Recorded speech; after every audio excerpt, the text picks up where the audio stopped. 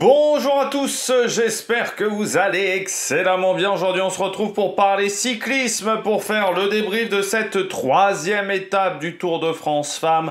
On va revenir un petit peu sur tout ce qui s'est passé du côté de la journée avec le résumé de cette étape. On parlera également du bilan des Bleus, top, flop comme d'habitude sur cette étape. Allez, n'hésitez pas à vous abonner à la chaîne, à réagir dans les commentaires, à mettre un pouce bleu, à partager la vidéo sur les réseaux sociaux, notamment auprès de vos proches, si vous pensez que ça peut les intéresser. Dans les commentaires, n'hésitez pas à me dire qui vous a plu, qui vous a déçu. Quand vous abonnez à la chaîne, vous pouvez rajouter la petite cloche, comme ça vous êtes au courant des dernières vidéos qui viennent de sortir. Si vous avez les moyens et que vous voulez soutenir mon travail, vous pouvez faire un super thanks. Vous pouvez cliquer rapidement également sur les notifications, sur les miniatures. Comme ça permet de mettre les vidéos en avant sur YouTube. Le meilleur moyen, c'est de rajouter la petite cloche à côté du bouton abonnez-vous. Bon, étape numéro 3. Aujourd'hui, je ne sais pas si vous l'avez regardé sur France Télévisions, cette étape numéro 3, comme moi. Si vous infligez ça, j'ai l'impression que des fois je suis un peu sadomaso quand je fais ça. Non, mais comme je le dis chaque année, je me mets dans la peau de quelqu'un qui regarde du cyclisme normalement. Donc il va prendre la source la plus simple qui est France Télévisions. Et bon, quand les courses ne sont pas diffusées par France Télévisions, je repasse sur HBO Max. Parce que j'ai l'abonnement HBO Max, je le paye. C'était Jean-Michel à peu près aujourd'hui. C'était vraiment Jean-Michel à peu près. Alors déjà au moment de la chute, eux ils ont dit pendant 10 minutes que Demi Vollering allait perdre du temps. Alors que pas du tout, parce que c'était la règle des 5 km et pas des 3 km. Et c'est con, c'était marqué quand même sur le roadbook. Je vous l'avais dit ce matin. C'est marqué en plus de manière assez importante sur le roadbook, c'est-à-dire qu'ils n'ont même pas regardé le roadbook de cette étape. C'est quand même un petit peu problématique. Sur Eurosport, ils avaient regardé le roadbook. On voit des petites différences, parce que j'ai revu la séquence de la chute sur Twitter commentée par Eurosport. Et je pense que la question de Jackie Durand, il connaissait la réponse, mais voilà, c'était une question qui n'était pas anodine, c'était pour l'intérêt de l'antenne et pour l'explication de la règle des 5 km qui s'était appliquée à ce moment-là. Mais on a eu plusieurs approximations dans cette journée. Alors maintenant, Valentina Cavallard est devenue sprinteuse. Je ne sais pas depuis quand, mais il va falloir me prévenir, ce genre de choses. Non, et puis il y a eu pas mal de soucis. Et puis c'était Jean-Michel Leprel aussi au niveau technique du côté de cette course. Parce qu'il y a un moment, il n'y avait plus d'images. Vous vous êtes peut-être demandé sur Eurosport, je ne sais pas si vous aviez les infos. Mais en fait, ils avaient plus que la caméra à l'arrière du peloton. Ils avaient perdu complètement les autres caméras, les caméras hélico, ils n'avaient plus rien. Du côté de France Télévisions, alors comme ça, Anthony Forestier, il était plus emmerdé pour réaliser. Ça lui changeait d'habitude, mais ouais, il y a eu pas mal d'approximations du côté de cette course. Donc, ouais, c'était dommage, voilà, du côté de France Télévisions. Alors, je sais bien qu'on peut faire des approximations, mais déjà, bon, normalement, ils sont à plusieurs, donc il y en a toujours un qui récupère. Moi, par exemple, pour la vidéo de demain, parce que j'ai déjà enregistré la présentation de demain, j'avais oublié qu'il y avait une fille que j'ai mis dans mes favorites qui était passée de la Movistar à la Lidl. Bon, voilà. Mais sauf que moi, je m'en suis aperçu après, je l'ai marqué dans la description de la vidéo, et qu'ensuite, moi, je suis tout seul. Donc, il n'y a personne qui revérifie ce que je fais, sauf que eux, ils sont 2, 3, ils doivent être une dizaine. Donc, quand on raconte ce genre de conneries, normalement, tout de suite après, on doit être la Côte Info. Là, ça a mis quand même quasiment 10 minutes. Est-ce que la bonne info soit donnée? Et puis, alors, ils ont eu des problèmes aussi sonores avec la moto. Enfin voilà, c'était un peu le bordel aujourd'hui sur France Télévisions. C'était un peu la galère. Bon, on regarde cette étape numéro 3 avec le résumé du jour. Et on commence par le départ. Et avec une non partante ce matin, c'était Elisa Longo-Borghini. Syndrome également d'intoxication alimentaire, enfin malade au niveau gastrique, une infection gastrique du côté d'Elisa Longo-Borghini, donc un petit peu comme Marlène Russer. Elle n'était pas au top de sa forme sur les 2 journées précédentes, et autant vous dire que je pense qu'elle avait compris qu'elle n'irait pas chercher ce Tour de France, et peut-être que ça ne s'est pas amélioré dans la nuit, voilà, du côté d'Elisa Longo-Borghini. Première attaque du jour, c'était Amber Crack. Ça va mettre un petit peu de temps avant que la bonne échappée sorte. On va avoir ensuite donc cette attaque d'Amber Crack à 162 km de l'arrivée. On va avoir également un petit groupe qui va sortir avec Brunel, Troyen, Dijkstra, Dijkstra, pardon, à 156 km de l'arrivée. Puis la bonne échappée du jour, en fait, va partir à 150 km de l'arrivée. Une attaque de 4 concurrentes, avec des grands noms, hein, quand même. Alison Jackson et Sarah Martin. Alison Jackson qui a déjà remporté Paris-Roubaix, bonne sprinteuse, un peu même surprenant de la voir à l'attaque sur cette journée-là. Et puis Clémence Latimier et Catalina Soto, la championne du Chili. On avait même 3 championnes nationales, hein, Espagne, Canada, Chili. Et Clémence Latimier, qui avait quand même bien animé les derniers championnats de France de la Arkea BNB Hotel. Alors on va bien avoir Aude Biani qui vont essayer de se rajouter à ce groupe et Van Pachtenbeke, si je ne me suis pas trompé quand j'ai réécrit son nom, parce que j'ai écrit ça assez rapidement. Et puis Alison Awan, également de la Saint-Michel Aubert 93, qui vont tenter de se rajouter à ce groupe-là, mais elles vont échouer. Elles vont se retrouver en chasse-patate et ne rejoindront jamais ce groupe de 4. Côte de la Richardière, qui était la seule côte du jour, de 4e catégorie. C'est Alison Jackson qui est passée en tête, et donc qui a marqué les 2 points de ce 4e catégorie, mais ça n'a pas mis en danger le maillot à poids d'Élise Chabet, qui avait suffisamment d'avance. Première heure de course, quand je vous ai dit que ça roulait fort, 44,81 de moyenne. Moi je dis souvent, pour un peu avoir une comparaison avec les garçons, vous rajoutez 5-6 km/h, en gros. Donc 44,81, vous rajoutez 5, ça fait 50 à l'heure. Voilà. Donc c'est-à-dire que ça a été une première heure de course très animée du côté des filles. Et je crois qu'on finit à plus de 43 de moyenne, hein. Aujourd'hui, la vitesse à l'arrivée, 44,2. Donc ça, voilà, ça a roulé sur un bon petit tempo pendant toute l'étape. C'est peut-être même l'une des étapes les plus rapides sur les 4 éditions du Tour de France. Chute à 111 km de l'arrivée avec... j'ai dit une bêtise dans l'échappée à 156 km de l'arrivée, c'était pas Bunel, c'était Braosseux. J'ai mal écrit hein, pour confondre 2 S avec un N. Et donc à 111 km de l'arrivée, c'était une chute avec Marion Bunel et Maëva Skiban qui était dans l'échappée hier, Maëva Skiban. Marion Bunel, je crois que c'est déjà... enfin, c'est pas le premier jour, elle a un petit problème hein, sur ce Tour de France. L'échappée qui va avoir son écart max à peu près une centaine de kilomètres de l'arrivée, on aura 4 minutes 45 et puis après ça va diminuer. Lors de la prise d'antenne télévisuelle à 87 km de l'arrivée, bien l'écart était de 3 minutes 35 et puis ça va diminuer jusqu'à 2 minutes 25 à 50 km de l'arrivée.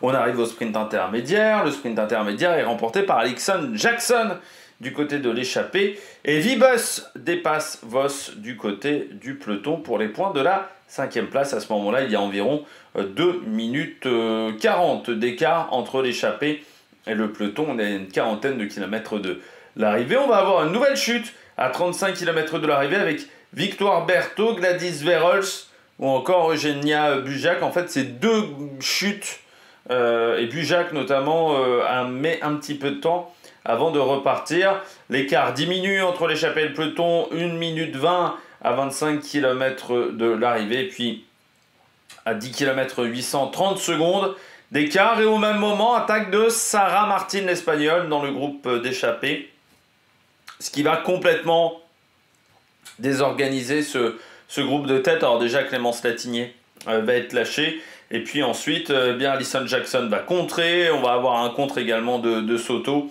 et elles sont reprises avant les 5 derniers kilomètres. Et puis le dernier gros fait de course, eh bien c'est à 3 km 600 de l'arrivée. On en avait parlé ce matin, j'avais dit le final était très technique. Et bien à 3 km 600 de l'arrivée, chute du côté de Vollering. Il y avait également Balsamo Peters, quelques concurrents de la Cofidis, une EF également, mais surtout Vollering qui va mettre un petit peu de temps à repartir. Remise sur le vélo par Juliette Labousse notamment, qui va la remonter un petit peu en costaud de la part de Juliette Labousse. Et puis après le sprint, Noémie Rueg qui emmène un petit peu tout le monde, et puis après Kopecky qui protège parfaitement Vibus, et Vibus déclenche. Voss ne peut rien faire.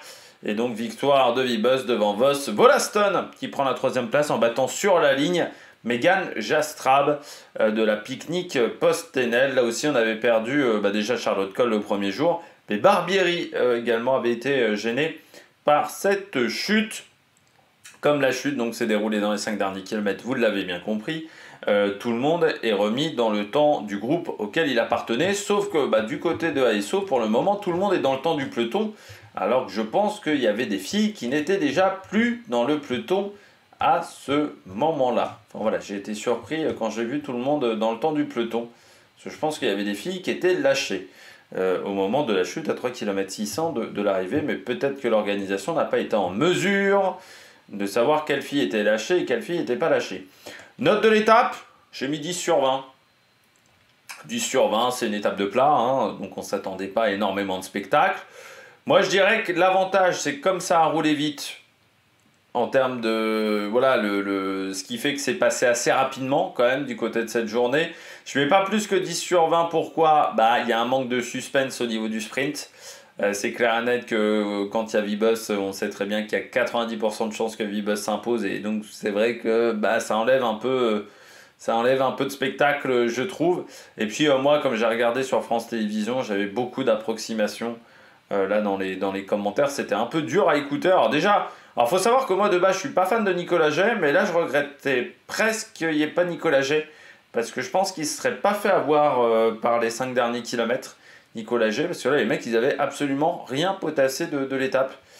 Et du parcours du Tour de France, qu'il y a un moment, Pasteur a dit que l'étape la plus longue, elle fera 166 km, ce qui était bien, hein, mais que ça sera l'étape du lendemain. Non, demain, elle fait 130 l'étape. Hein.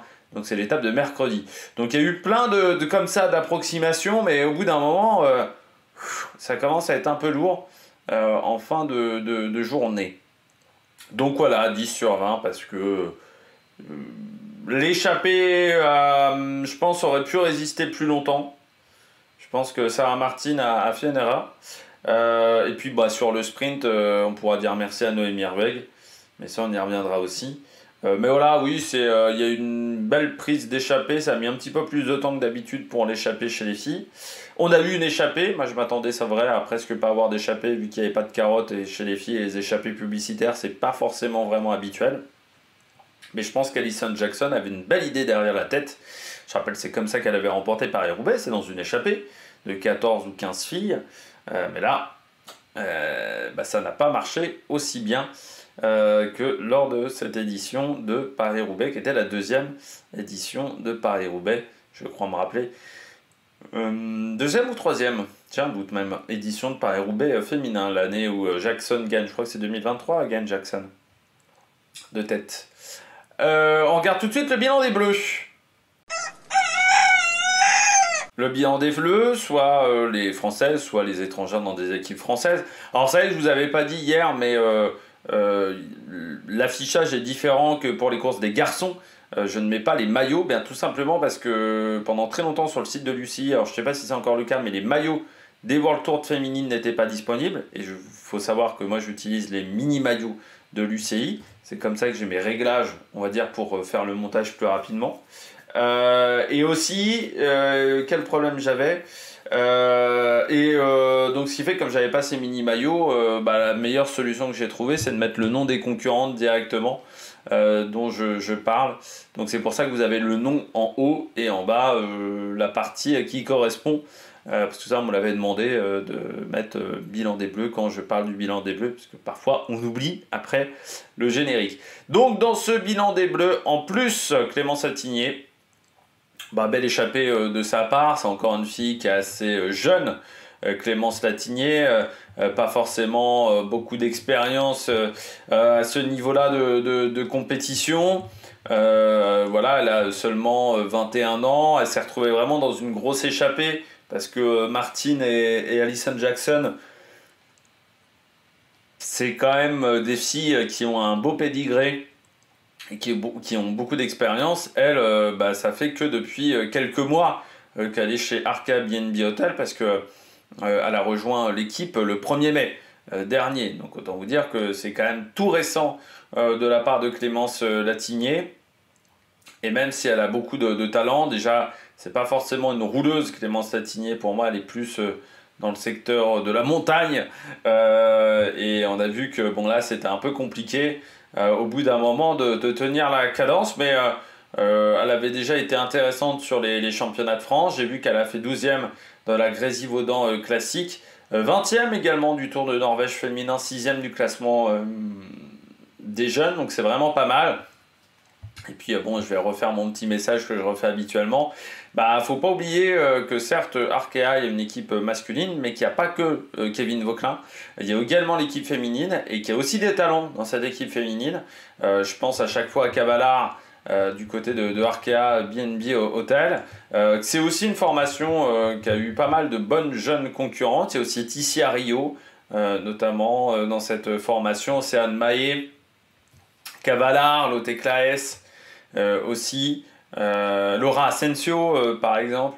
Donc voilà, il y a De Francesco, Emilia Faline également, Drummond aussi dans cet effectif, et Van Tigeloff.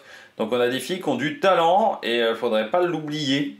Quand on va reprendre, si cette formation-là reprend l'an prochain avec des nouveaux investisseurs, bien que voilà, il y a du talent également du côté de Arkea BNB Hotel féminin, et que donc cette équipe mérite également de continuer aussi. Voilà, donc ça serait bien d'avoir que le projet n'oublie pas les filles. Voilà, le futur projet, s'il y en a un. Ce que disait Emmanuel Hubert, il disait en gros, si après le Tour de France Femmes, il n'y a pas de projet, en gros, il n'y aura pas de miracle. J'aime bien quand même, lui il est plus honnête que Jérôme Pinault, qui avait fait miroiter des projets à droite à gauche, notamment Audrey Cordorago.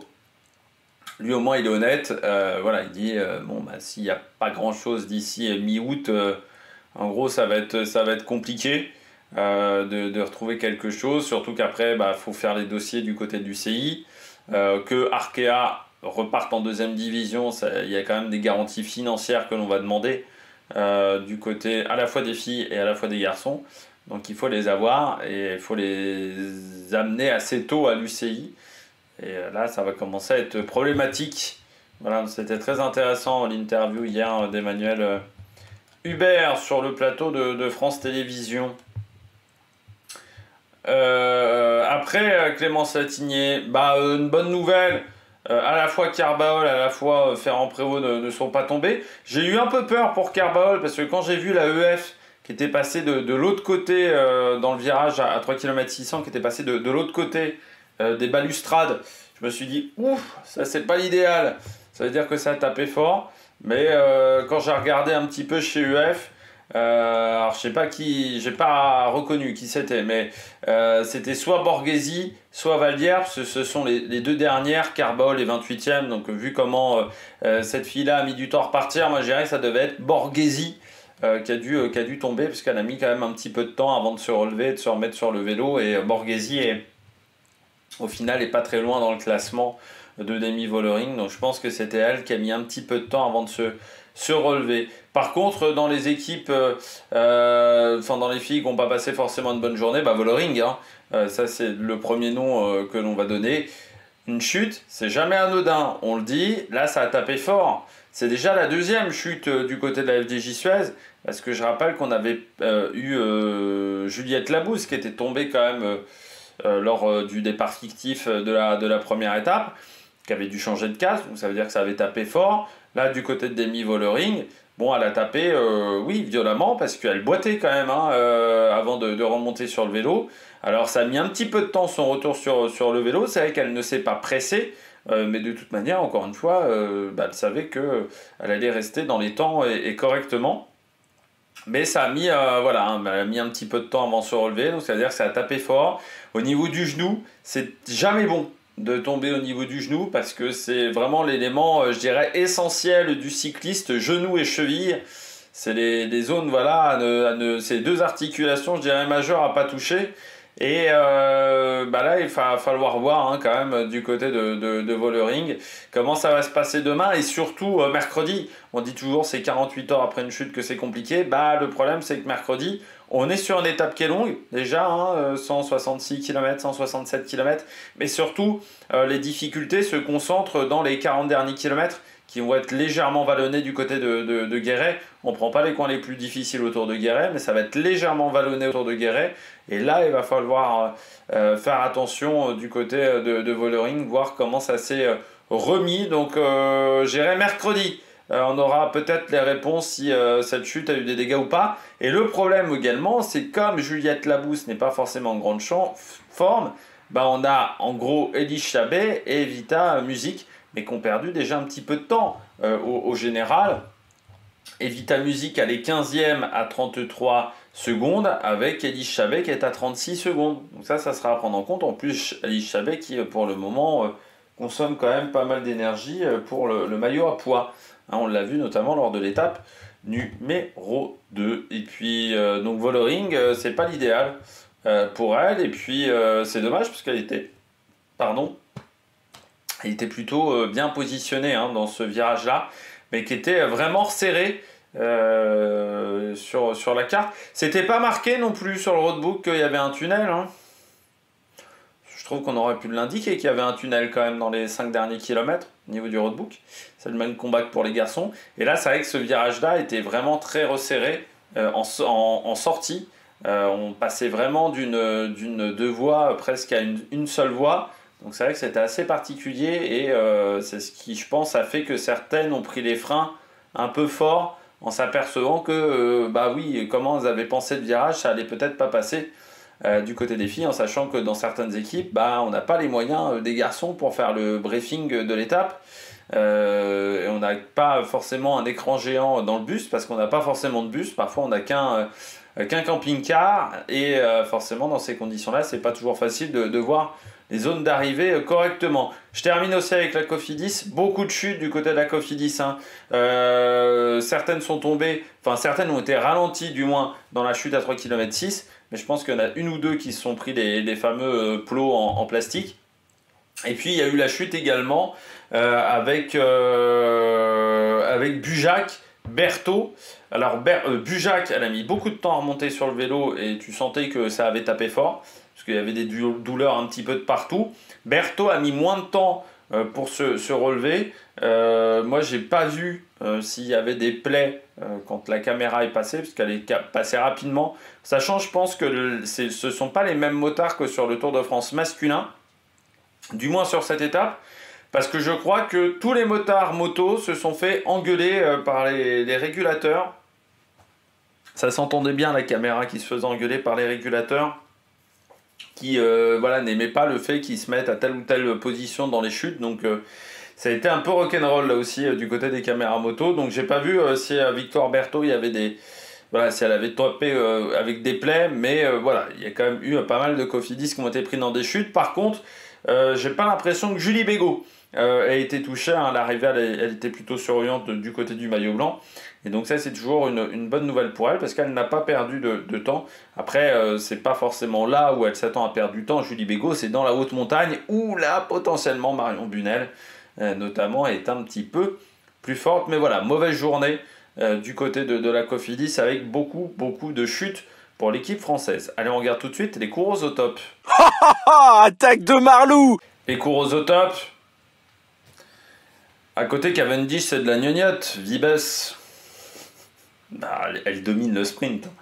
C'est vrai que chez les garçons, moi, j'ai jamais connu un mec dominer autant, à part, je pense, Cavendish sur certaines années, où tu savais encore une fois que quand il était au départ d'un sprint, ça allait être dur d'aller le battre. Peut-être Kittel aussi. C'est vrai que Kittel chez Quick-Step, c'est vrai que c'était quelque chose. Parce que maintenant, bon, t'as quand même Merlier, Milan qui sont un peu au-dessus, mais ils n'ont pas la marge qu'a Vibes. Vibes, elle a une marge de sécurité aujourd'hui. Là, pourtant, ça grimpouillait un peu dans le final. Il y avait un léger faux plat dans le... Enfin, on m'a dit une bosse. C'est peut-être des gens qui n'ont jamais été au Tourmalet. mais qui n'ont jamais vu les côtes dans le Sancerrois. Là, ça grimpouillait, on va dire, un peu dans le dernier kilomètre, et c'est là où Vibos a énormément progressé. C'est sur ce type de sprint un peu en faux plat montant. Avant, Marianne Vos avait vraiment une marge encore sur Vibos. Vibos avait tendance à avoir du mal à tenir la cadence dans ce type de sprint-là.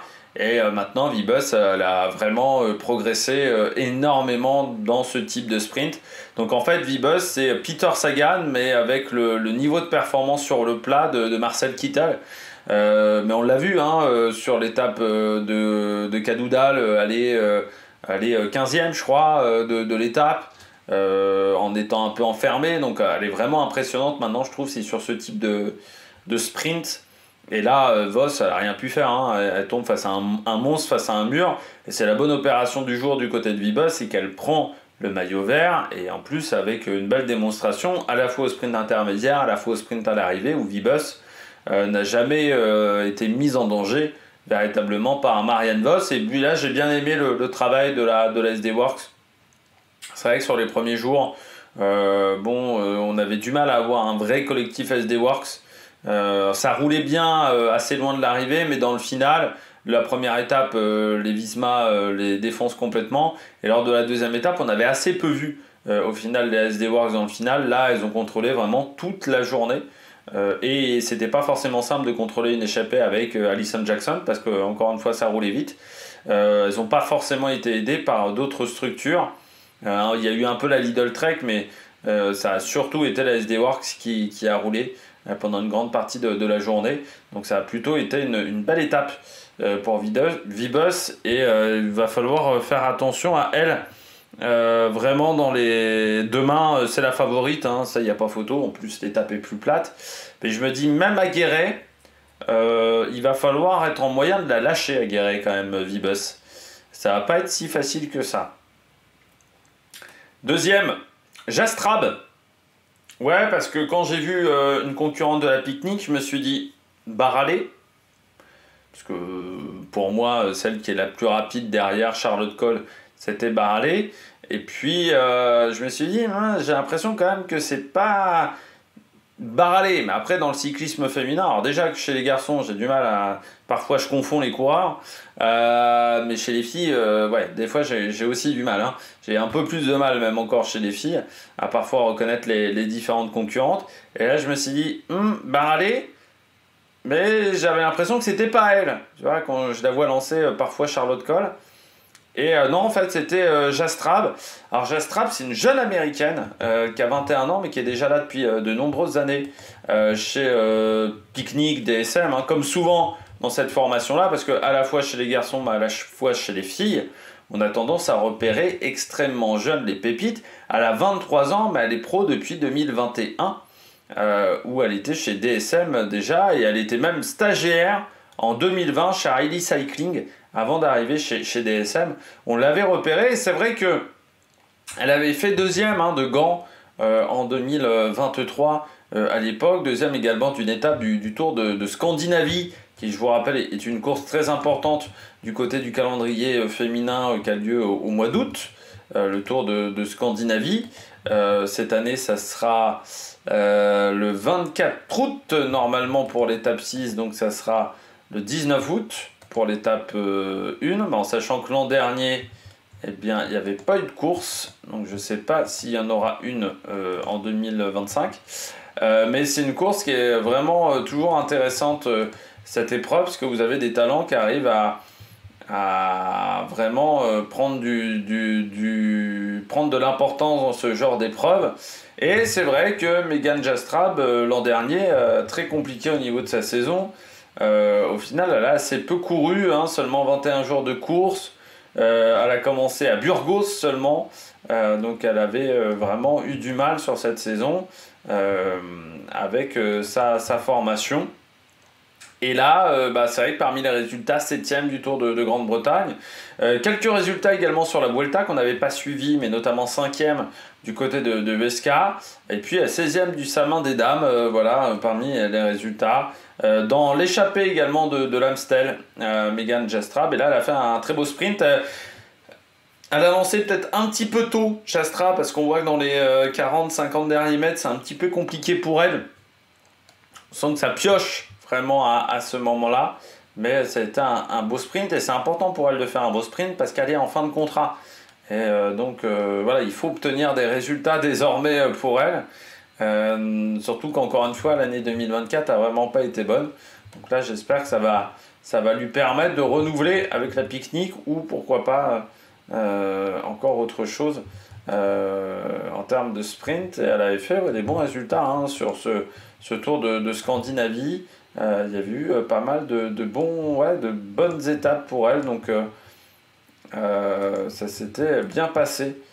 Voilà, pour cette jeune concurrente et qui profite du fait qu'il n'y ait pas Charlotte Cole, tout simplement, aussi, parce que c'est sûr qu'avec Charlotte Cole, ça aurait peut-être été différent. Elle avait fini deuxième derrière Marianne Vos de la première étape en 2022 du Tour de Scandinavie. Elle avait battu Didier Eriksson, battu Boswit, Vlereus également, qu'elle avait battu à l'époque, ou Emilia Fahlin. Donc elle avait battu du beau monde, voilà, cette année-là. Parce que c'était quand même des filles qui avaient un sacré talent. Voilà. On passe désormais du côté des coureuses au top à Marianne Vos. Elle reprend le jaune, ça c'est la bonne nouvelle du jour. Moi je pense qu'elle n'a rien à se reprocher, en sachant qu'une partie de son équipe a quand même été gênée par la chute. Elle se retrouve un peu seule, contrairement à Lorena Wiebes qui elle a des équipières avec elle, notamment Kopecky. Marianne Vos, elle était un petit peu seule. Donc elle prend la roue de Wiebes. Sauf qu'aujourd'hui, sa seule solution pour battre Wiebes, c'est d'anticiper par rapport à Wiebes. Et là, elle suit et elle a essayé de déboîter. Mais en gros, Wiebes est trop puissante. Vos n'a pas le niveau aujourd'hui pour pouvoir déboîter Lorena Wiebes dans un sprint. Donc elle doit se contenter de cette deuxième place, qui est quand même déjà un bon résultat. Au niveau du maillot vert, elle a 28 points de retard. Donc demain, l'écart risque de s'agrandir. Ça, c'est ça qui est une moins bonne nouvelle, parce que ça aurait été bien d'être encore en tête du maillot vert ce soir. Parce qu'encore une fois, l'étape de Guéret, elle est capable d'être performante sur l'étape de Guéret. Wiebes, on ne sait pas. Donc ça aurait peut-être pu permettre à Vos de prendre des points d'avance à ce moment-là. Peut-être des points d'avance majeurs pour ensuite la fin du Tour de France. Mais là, Wiebes pour le moment est en très grande forme. Donc Marianne Vos se contente des restes. Mais ce sont déjà des beaux restes, voilà, avec une victoire d'étape, le maillot jaune sur 2 jours. Ça fait, je sais pas combien de jours déjà elle a porté le maillot jaune. J'ai pas l'info avec Marianne Vos, mais pour l'instant c'est la fille, je pense, qui a porté le maillot jaune le plus longtemps sur le Tour de France. Marianne Vos, parce que elle a toujours été très performante dans ce registre-là. Et puis on termine avec Niewiadoma également. Bonne journée pour Katarzyna Niewiadoma qui finit 8ème de l'étape, qui était très très bien placée du côté de la Canyon SRAM, contrairement à certaines de ses équipières qui elles ont été gênées par la chute. Donc RAS pour Niewiadoma. Je dirais que c'est pour le moment un bon début de Tour de France du côté de Niewiadoma, 4ème du général. On en parle peu, mais elle fait pas de bruit, Niewiadoma. Et Reusser a abandonné, Vollering est tombé, Elisa Longo Borghini n'est plus là. Vous avez également du côté de Phoenix de Koninck, j'ai oublié son nom, chez Phoenix de Koninck, Castelline qui a perdu du temps. Bon, Sarah Giganti est à une quarantaine de secondes également de retard. Elle, pour le moment, elle s'en sort plutôt bien avec cette 4ème place au classement général au bout de 3 jours. Donc voilà, je voulais souligner pour le moment la belle position générale de Katarzyna Niewiadoma. Allez, on regarde tout de suite les bonnes et dames du jour. Les bonnes et dames du jour, on va commencer avec Balsamo. Ouais, Elisa Balsamo, c'est compliqué quand même depuis quelques temps, je trouve, à la Lidl Trek, parce que ça marche plus des masses. Ça marche plus des masses. en termes de niveau. Parce que là, elle est lâchée quand même très loin de l'arrivée. Hein. Encore une fois, elle est lâchée, puisqu'elle a été remise dans le temps du peloton. Elle, pour moi, elle n'était plus dans le peloton à ce moment-là. Elle est lâchée. Balsamo, je l'avais noté, je ne sais plus où, mais elle est lâchée quand même assez loin de l'arrivée. Déjà, ça fait depuis en fait 2-3 jours où elle n'est pas dans le coup, hein, Balsamo, depuis le début de course.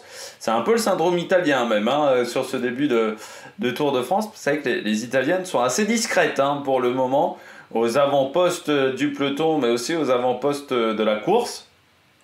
Peut-être la difficulté, encore une fois, à enchaîner avec le Tour d'Italie, mais du côté de Balsamo, c'est vrai que ça m'inquiète, parce que quand on regarde un petit peu sa saison à l'italienne, hein, qui finit donc 128e de l'étape, la seule qui est dans le bon groupe, c'est techniquement l'Uncidan Brandt. Il y a eu une victoire sur le Tour de Suisse. Sur la Copenhague Sprint, elle fait deuxième. Mais je trouve que moi, depuis le mois de mai, c'est un peu compliqué, parce que c'est vrai qu'elle avait été très forte sur la campagne des classiques, hein. Il ne faut pas l'oublier. Sur la campagne des classiques, elle était très très forte, notamment Alfredo Binda, elle avait très bien résisté sur un parcours difficile. Depuis la remise en route, on voit, est un peu plus... il y a encore des résultats, mais c'est un peu plus complexe, puisque la Copenhagen Sprint, elle fait deuxième, mais je crois que le sprint est assez particulier. J'ai pas vu la course, mais je crois qu'il y avait eu un souci de balisage dans les 3 derniers kilomètres. Sur le Tour de Suisse, c'est la seule étape que j'ai pas vue du Tour de Suisse. Bien entendu, pas de chance. Sur les premières, bon, c'était des étapes difficiles. La seule étape où j'avais fait un peu la passe, c'était sur celle-là où elle part dans un petit groupe avec Mischa Bredewold. Mais voilà, je trouve que Balsamo, c'est un peu plus compliqué cette année. Alors, moi, j'ai toujours eu du mal avec Balsamo. Parce que c'est vrai que c'est une fille qui a pourtant pas mal de victoires, qui a été championne du monde.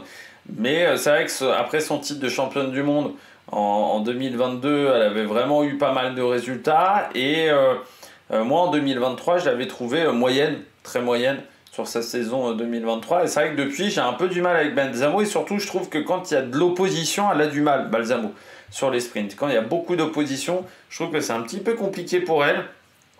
Mais là, on est quand même sur un sprint où je considère pas que l'étape était infaisable en termes de rythme. Elle est encore pas dans le bon tempo. Alors après, peut-être qu'il y a un virus qui traîne, hein, dans le peloton, parce que ça fait quand même Reusser, Longo, Borghini. Peut-être que Balsamo a la même chose.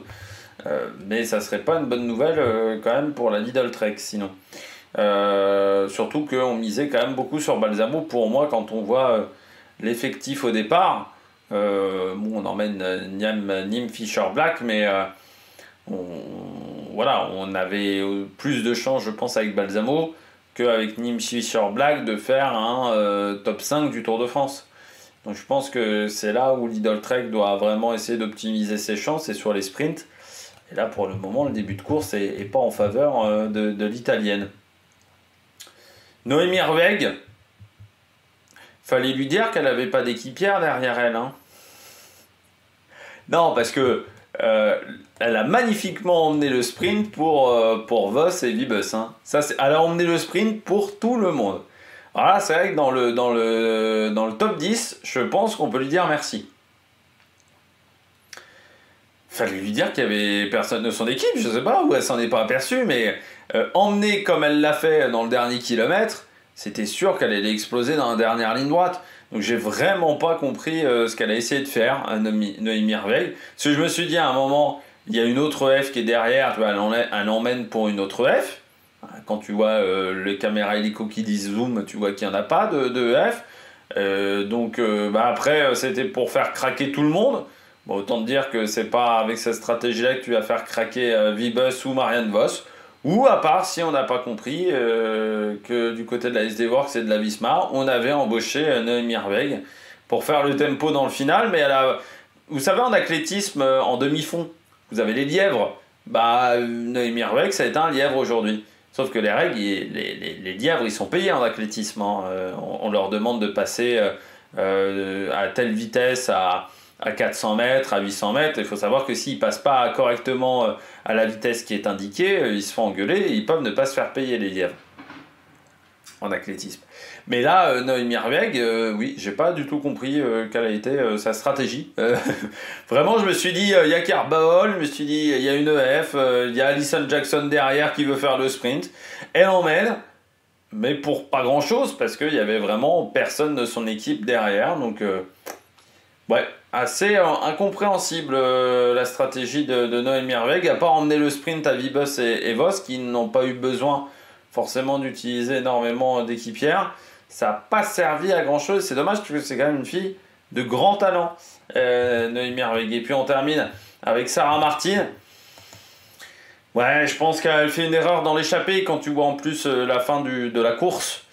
Je pense vraiment que bon, Sarah Martin, elle fait une première attaque. Donc ensuite, tout le monde s'est mis des minasses pendant 3 km. Et elles se font reprendre à 6 km de l'arrivée. Donc ça, c'est un petit peu dommage de la part de Sarah Martin parce que c'est la première à lancer les hostilités alors que tout le monde, j'avais l'impression, avait l'air de plutôt bien collaborer dans cette échappée. J'ai pas l'impression que ça tire au flanc. Alison Jackson faisait beaucoup d'efforts. Celle qui était peut-être un peu plus en difficulté, c'était Clémence Latimier, mais encore une fois, très jeune fille qui vient d'arriver dans le monde professionnel, donc pas forcément évident pour elle quand tu as des gros moteurs. Même Soto passait très bien les relais. Martine a décidé d'attaquer et ensuite ça a complètement nui à l'avancée du groupe et à l'entente du groupe. Et tu peux avoir des regrets parce que je pense qu'à 3, si elle lâche Latimier, de toute façon Latimier aurait craqué, je pense, avant les 5 derniers kilomètres. À 3, je pense qu'elle résistait au moins jusqu'à 3 km de l'arrivée, même moins que, même voilà, à 2 km de l'arrivée, elle continuait toujours à être ensemble. Le peloton aurait dû cravacher pour les rattraper. Quand tu vois qu'il y a une chute à 3 km 6, ça veut dire que ça aurait désorganisé la chasse. Et peut-être qu'elles auraient pu s'imposer à la fin du côté de ces 3 filles. Donc ouais, dommage voilà, du côté de Sarah Martin parce que je pense que c'était pas hyper bien joué tactiquement d'avoir cette stratégie-là, de vouloir attaquer à 10 bornes. Alors peut-être qu'elle a été motivée par la performance hier de Mavi Garcia, mais Mavi Garcia n'était pas dans les mêmes circonstances de course à ce moment-là. Et le numéro qu'a fait Mavi Garcia, c'est pas un numéro que tu fais tous les jours. Là, je pense qu'il fallait vraiment essayer de rester le plus ensemble possible, surtout qu'encore une fois, la cohésion du groupe était bonne. Je pense qu'on avait laissé un peu trop d'avance à ce groupe-là, même à un moment, parce que laisser 5 minutes 45 d'avance non, 4,45 pardon, d'avance à ce groupe, c'était un peu beaucoup. On aurait peut-être dû contrôler plutôt aux alentours de 3 minutes 30 pendant la journée. Et ensuite, ouais, il fallait essayer de rester le plus ensemble possible. Là, ça a été un peu l'erreur, je pense, de Sarah Martin de vouloir recomposer le groupe avec cette grosse accélération qui, au final, a énervé tout le monde et notamment Alison Jackson qui a été très énervée. Ah, le classement vient de changer.